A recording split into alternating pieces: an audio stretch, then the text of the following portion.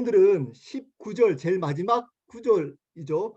너희로 알게 하시기를 구하노라 라는 제목으로 하나님 말씀 나누도록 하겠습니다. 오늘 말씀 나누기 전에 저번 주에 했던 말씀 잠깐 정리하고 오늘 말씀 나누도록 하겠습니다. 저번 시간에는 성령의 역사에 대해서 바울이 감탄하는 마지막 부분을 말씀으로 나누었습니다. 그 성령의 역사가 어떠하길래 바울이 감탄했다고 얘기했을까요? 첫 번째입니다. 성령의 인치심 때문이었다라고 말씀을 드렸습니다. 인치심 뭐죠? 도장을 찍는 겁니다. 도장이 찍힌다는 말은 하나님께서 영원히 우리를 지켜주신다는 의미가 있다라고 말씀을 드렸습니다. 우리의 구원이 사라지지 않는다라는 의미가 있다라고 말씀을 드렸습니다. 그러므로 바울이 기뻐한 겁니다. 두 번째는 성령의 보증 때문이라고 말씀을 드렸습니다. 성령의 보증이란 말은 하나님의 나라, 영원한 우리가 가야 될 하나님의 나라를 성령으로 말미암아 이 땅에서도 경험할 수 있는 것을 의미한다라고 말씀을 드렸습니다. 성령을 의지할 때 하나님의 나라에 있는 기쁨과 평안을 이 땅 가운데서도 온전하지 않지만 누릴 수 있기 때문에 그 성령의 역사에 대해서 바울이 기뻐한다라고 말씀을 드렸습니다. 이렇게 3절부터 14절까지 말씀을 가지고 성삼위 하나님께서 우리에게 주신 구원을 감격해 하는 바울에 대해서 우리가 말씀을 나누었습니다. 자, 오늘은 예수님의 주기도문 다음으로 위대한 기도라고 하는 바울의 기도에 대해서 알아보도록 하겠습니다. 바울의 기도에 대해서 알아보도록 하겠습니다. 우리 15절부터 우리 한번 볼까요? 15절 제가 읽겠습니다. 이로 말미암아 주 예수 안에서 너희 믿음과 모든 성도를 향한 사랑을 나도 듣고. 자, 이렇게 시작합니다. 이로 말미암아 이렇게 시작합니다. 자, 이 말의 의미가 뭘까요? 3절부터 14절까지가 이유가 된다는 겁니다. 3절부터 14절까지의 말씀을 근거로 오늘의 바울의 기도를 한다는 겁니다. 자, 3절부터 14절까지 말씀이 뭐죠? 우리가 3주에 걸쳐 나눴습니다. 성삼위 하나님이 우리에게 주신 구원의 감격 때문에 바울이 기뻐하는 내용이었습니다. 자, 구원의 감격을 바르게 아는 사람이 오늘 바울의 기도를 할 수 있다는 의미입니다. 성삼위 하나님이 우리에게 온전하게 주신 그 구원을 정확하게 알고 경험한 사람만이 오늘의 바울의 기도를 한다는 겁니다. 그것을 모르는 사람들은 오늘 바울의 기도를 할 수 없습니다. 그러므로 세상의 것들을 구하는 기도를 하게 된다는 겁니다. 자, 이로 말미암아 이렇게 시작합니다. 우리에게 주신 구원이 너무나 감격스럽기 때문에 어떻게 한다고? 주 예수 안에서 너희 믿음과 모든 성도들을 향한 사랑을 나도 들었다라고 얘기합니다. 자, 에베소 교인들의 믿음과 사랑을 바울이 감옥소에서도 들었다라고 얘기합니다. 자, 올바른 믿음과 사랑은 반드시 들려지게 되어져 있습니다. 혼자만 간직할 수 없습니다. 반드시 다른 사람에게 믿음과 사랑이 흘러가게 되어져 있습니다. 들려지는 믿음이 있어야 됩니다. 보여지는 사랑이 있어야 합니다. 그리고 16절입니다. 우리 16절 한번 볼까요? 16절. 제가 읽겠습니다. 내가 기도할 때에 기억하며 너희로 말미암아 감사하기를 그치지 아니하고. 자, 이제 기도를 시작합니다. 시작하기 전에 감사부터 합니다. 자, 우리가 기도하기 전에 감사를 해야 합니다. 감사로 기도를 시작해야 됩니다. 우리가 모든 기도를 하기 전에 무엇부터 시작해야 된다고요? 감사부터 시작을 해야 합니다. 자, 근데 감사를 하려면 어떻게 해야 된다고요? 기억하며 이렇게 말하고 있습니다. 기억해야 됩니다.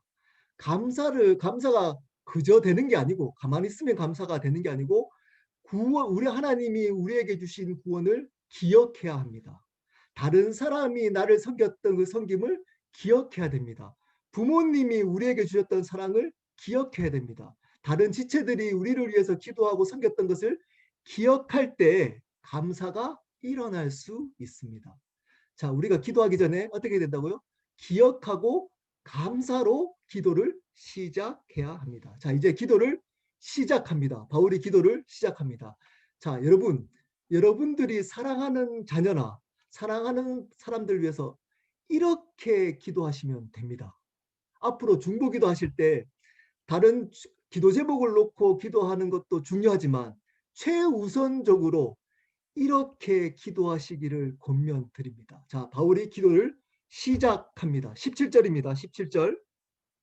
이렇게 기도를 시작합니다. 우리 주 예수 그리스도의 하나님 영광의 아버지께서 지혜와 계시의 영을 너에게 주사 하나님을 알게 하시고. 자, 이렇게 시작합니다. 우리 주 예수 그리스도의 하나님 영광의 아버지. 자, 하나님을 표현할 때 두 가지로 표현했습니다. 예수님을 주님으로 표현하도록 만드는 하나님, 예수님을 주로 고백하도록 하는 하나님, 두 번째는 아버지 되시는 하나님. 자, 제가 저번 시간에도 몇 번 강조했죠. 하나님은 두 가지를 알아야 됩니다. 반드시 하나님이 우리 삶의 주인 되시는 하나님과 두 번째 아버지 되시는 하나님을 함께 알아야만 합니다. 그분은 아버지 되신 하나님이시고 그리고 주인, 우리 삶과 생명의 주인 되시는 하나님이십니다. 자, 이것을 그 하나님에 대해서 바르게 할 때 기도를 바르게 할 수 있습니다. 하나님을 바르게 고백할 때 어떤 분인지를 바르게 고백할 때 우리는 바른 기도를 할 수 있습니다. 하나님 어떤 분이라고요? 기억해야 됩니다. 하나님은 주인 되시는 하나님이자 아버지 되시는 하나님이십니다. 이것을 우리의 지식으로 온전히 알 수 없지만 우리가 믿음으로 이것을 그냥 받아들일 때 성령께서 이것을 경험하도록 할 겁니다. 알게 하실 겁니다. 자, 이렇게 바르게 고백하고 알 때 자, 올바른 기도가 시작됩니다. 그 기도의 첫 번째가 아니라 총괄적인 내용입니다. 이 내용이 어떻게 기도하죠? 지혜와 계시의 영을 너희에게 주사 하나님을 알게 하시고. 자, 기도는 한 가지가 기도입니다. 다른 사람을 위해서 기도할 때 우리는 우선적으로 기도해야 될 내용이 있습니다. 그게 뭐라고요? 성령님, 지혜와 계시의 영을 주사 성령님, 하나님을 저 사람이 알게 해달라고 기도해야 합니다. 하나님을 알게 해주십시오. 왜 그럴까요? 여러분, 그들이 가지고 있는 문제의 본질은 하나님을 모르기 때문이기 때문입니다. 하나님을 모르기 때문에 그 문제가 일어나기 때문입니다. 자, 그러므로 성령으로 말미암아 하나님을 알게 해달라고 기도를 해야 합니다. 모든 중보 기도는 하나님을 알게 해주십시오. 근데 그 사람의 능력이나 지식이나 경험으로 아는 게 아니고 지혜와 계시의 영, 즉 성령님을 통해서만 하나님을 알 수 있다라고 기도를 시작합니다. 성령님, 저들이 하나님을 알게 해주십시오. 우리 부모님이 하나님을 알게 해주십시오. 성령님, 우리 자녀가 하나님을 바르게 알게 해주십시오. 누구누구 집사님이 하나님을 알게 해주십시오. 우리 남편이, 우리 아내가, 우리 딸이 하나님을 알게 해주십시오. 라고 기도를 해야 합니다. 자, 그런데 구체적으로 이 하나님을 알게 하는 기도 세 가지가 나옵니다. 여러분, 이 기도를 평생 하시면 됩니다. 다른 기도 제목이 모르시면, 다른 분들의 기도 제목 모르시면 이 세 가지를 기도해야 됩니다. 자녀를 위해서, 모든 사랑하는 사람을 위해서 이렇게 기도하십시오. 첫 번째입니다. 첫 번째 18절입니다. 18절 제가 읽겠습니다. 너희 마음의 눈을 밝히사 그의 부르심의 소망이 무엇이며. 첫 번째입니다. 부르심의 소망을 알게 해 주세요. 라고 기도해야 합니다. 첫 번째는 부르심의 소망을 알게 해달라는 겁니다. 부르심의 소망. 자, 부르심의 소망을 알려면 어떻게 해야 된다고요? 너희 마음의 눈을 밝히사 이렇게 얘기합니다. 자, 우리의 눈은 두 가지의 눈이 있습니다. 보여지는 지금 육신의 눈, 두 번째는 보이지 않는 영적인 마음의 눈, 두 가지 눈이 있습니다. 육신의 눈으로는 절대 하나님의 부르심의 소망이 무엇인지를 알 수가 없습니다. 여러분이 눈으로 성경책을 보지만 반드시 성령께서 우리의 눈으로 본 그 성경의 지식을 우리 마음의 눈을 밝혀주셔야지만 그 성경의 지식을 깨달아 알 수가 있는 겁니다. 아무리 눈으로 많은 성경책을 읽더라도 마음의 눈이 성령께서 열어주시지 않으면 그 성경은 아무 소용이 없는 겁니다. 마음의 눈이 밝혀져야 됩니다. 하나님, 우리의 성령님, 우리의 마음의 눈을 밝혀주십시오라고 기도해야 됩니다. 영적인 눈을 밝혀주십시오라고 기도해야 됩니다. 왜냐하면 우리의 부르심은, 하나님이 우리를 불러줬던 부르심은 보여지는 이 세상을 위하여 사는 부르심이 아니고 보이지 않는 하나님의 나라를 향한 부르심이기 때문입니다. 한 번 더 말씀을 드립니다. 왜 마음의 눈을 밝혀야 되냐면 하나님이 우리를 불러줬던 부르심은 이 세상에서 잘 살아갈지에 대한 부르심이 아니고 보이지 않는 하나님의 나라에 대한 부르심이기 때문입니다. 그러므로 보이는 육신의 눈으로서는 절대 그 부르심의 소망을 알 수가 없기 때문입니다. 그러므로 우리의 마음의 눈을 밝혀달라고 먼저 기도를 합니다. 그래서 부르심의 소망을 알게 해달라고 기도합니다. 자, 부르심의 소망이 뭘까요? 여러분, 부르심의 소망이 뭘까요? 하나님이 우리를 불렀을 때 그 하나님이 소원이 있다는 겁니다. 소원을 두고 우리를 불렀다는 겁니다. 목적을 두고 불렀다는 겁니다. 그냥 부르지 않았다는 겁니다. 자, 제가 예를 들어가지고 제 딸 평강이를 평강아 이렇게 불러놓고 평강이가 왜 아빠 그랬는데 제가 평강이한테 그냥 그러면 평강이가 어떻게 생각할까요? 아빠가 조금 이상해졌네 이렇게 생각하지 않겠습니까? 분명히 누구를 불렀다면 부른 이유가 있습니다. 목적. 하나님이 우리를 부르셨다면 부른 목적이 있습니다. 그 목적을 알게 해달라는 겁니다. 그 목적을 알게 해달라는 겁니다. 자, 그 부르심의 소망이 뭡니까? 여러분의 부르심의 소망이 뭡니까? 속으로 대답을 한번 해보십시오. 이거는 제가 숱하게 말씀을 드렸습니다. 여러분을 하나님이 불렀던 이유가 뭘까요? 3절부터 14절까지 3번씩이나 반복했습니다. 하나님의 영광의 찬송이 되게 하려 함이라. 하나님의 영광 때문에 불렀습니다. 자, 근데 하나님의 영광의 삶을 살려면 어떻게 된다고요? 우리의 삶과 생명의 주인이 예수님이 되어야지만 하나님의 영광이 됩니다. 자, 그러면 하나님이 우리를 불러주신 소원이 뭘까요? 하나님을 주인으로 살아가기 위함입니다. 살아가는 것이 소원입니다. 나를 이제는 주인으로 태초에 너희를 기억했던 그 계획을 회복시키는 것, 내가 주인 되어서 살아가는 그 삶을 살도록 하기 위해서 우리를 불러주신 겁니다. 그래서 그것으로 그 삶으로 말미암아 하나님이 주인 되심을 드러냄으로 말미암아 하나님께 영광의 찬송이 되는 삶을 살도록 우리를 불러주신 겁니다. 자, 이것을 알도록 기도하라는 겁니다. 우리의 육신의 눈이 아닌 마음의 눈, 영적인 눈이 열려서 하나님이 우리를 불러주신 그 소원, 예수님이 주인 되어서 살아감으로 말미암아 하나님의 영광의 찬송이 되는 삶, 그 삶을 알아가도록. 자, 안다는 말 안에는 경험하다라는 말이 모든 성경에 안다는 표현에서는 경험하다는 말이 포함되어져 있습니다. 그 예수 그리스도가 주인 되시는 삶, 하나님의 영광이 임하는 삶을 경험하도록 기도하라는 겁니다. 첫 번째 기도였습니다. 부르심의 소망을 알게 해 주십시오. 자, 두 번째 기도입니다. 18절에 또 나와 있습니다. 뒷부분 읽겠습니다. 성도 안에서 그 기업의 영광의 풍성함이 무엇이며. 자, 두 번째입니다. 하나님의 나라의 풍성함을 알게 해 주세요. 라고 기도해야 합니다. 하나님의 나라가 얼마나 풍성한지를 알게 해달라. 안다는 게 경험이죠. 경험하게 해달라.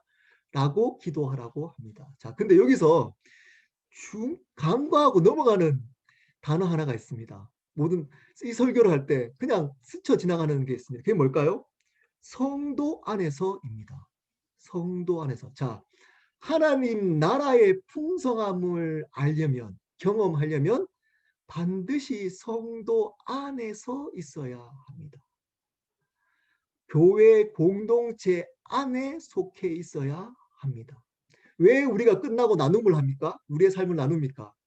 공동체 안에 포함되어져 있어야 되기 때문입니다.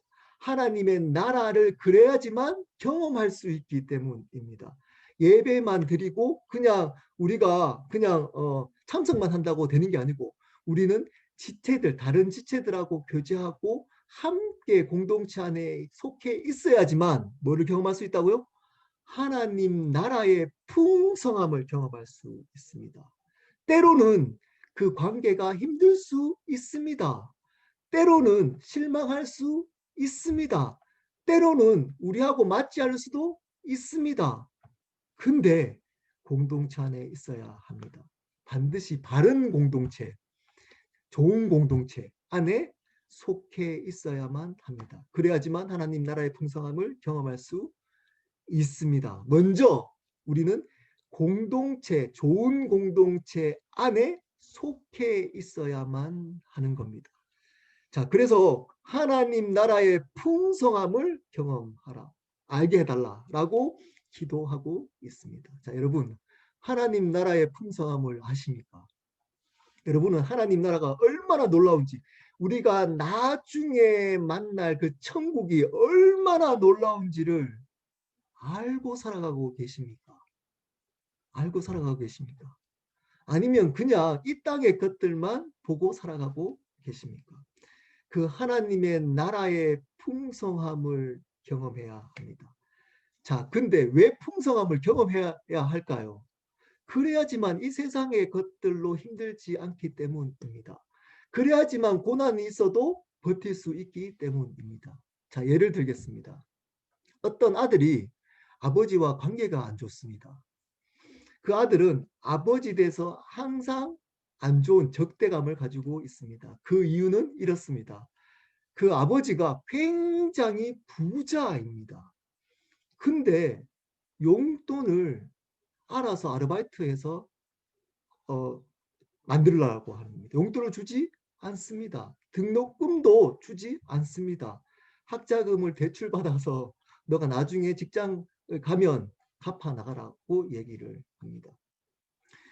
풍성하게 돈을 주지 않습니다. 그래서 항상 불만이었습니다. 다른 친구들은 돈을 마음껏 주는 것 같은데 아버지는 부자임에도 불구하고 돈을 주지 않는 겁니다.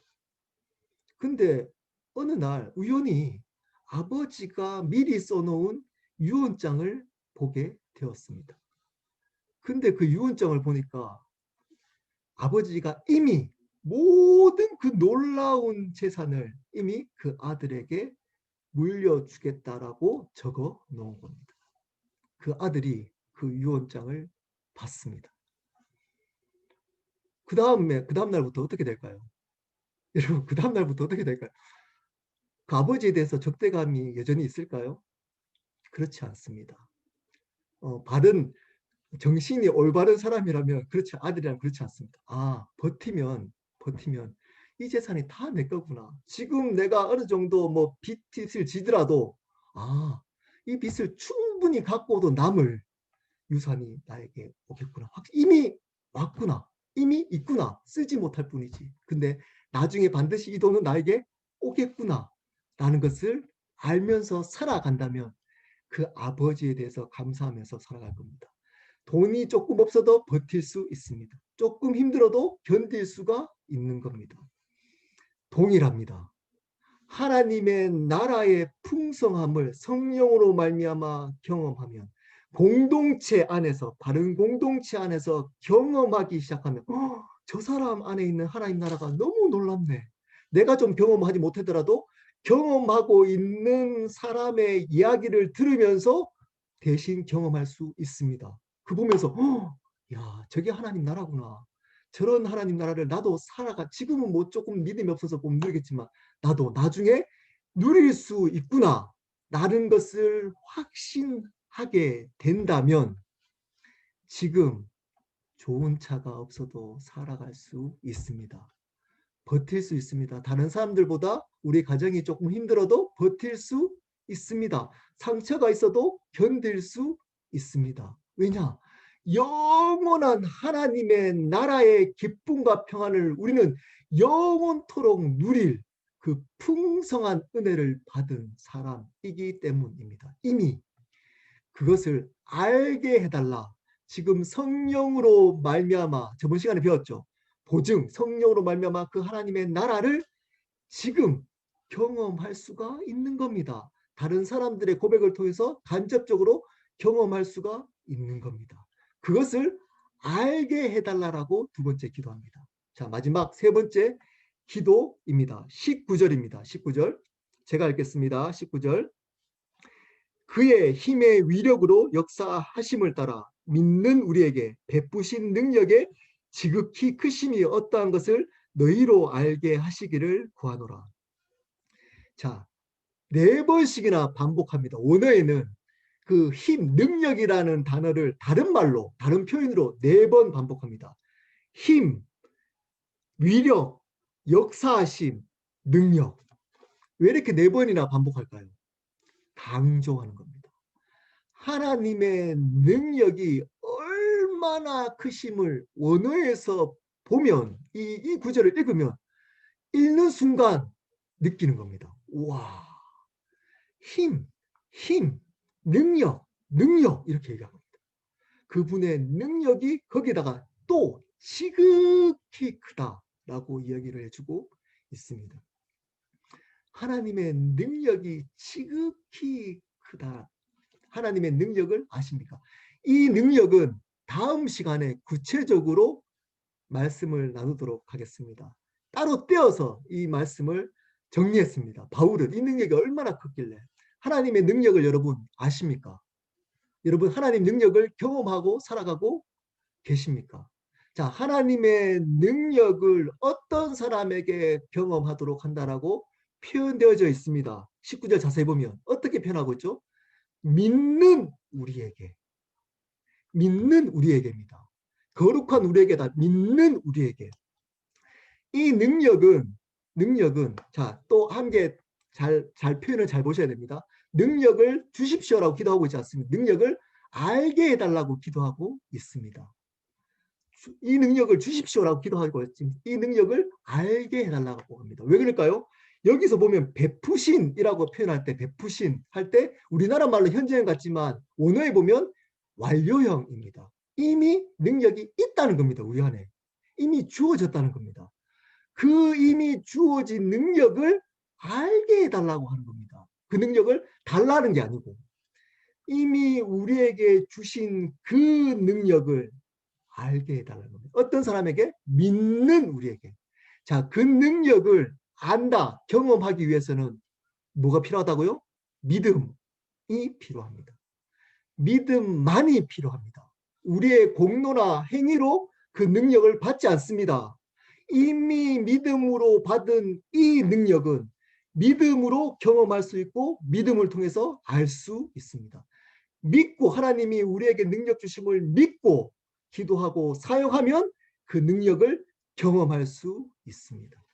그 능력을 알게 경험하게 해달라고 기도하고 있는 겁니다. 말씀을 마무리하도록 하겠습니다.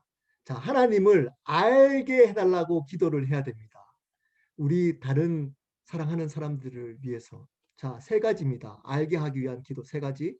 자, 여러분 첫 번째 뭐죠? 첫 번째 한번 대답해. 첫 번째 부르심의 소망을 알게 해주십시오. 마음의 눈을 밝혀서. 두 번째입니다. 좋은 교회 공동체에 속해서 하나님 나라의 풍성함을 알게 해주십시오. 두 번째 기도입니다.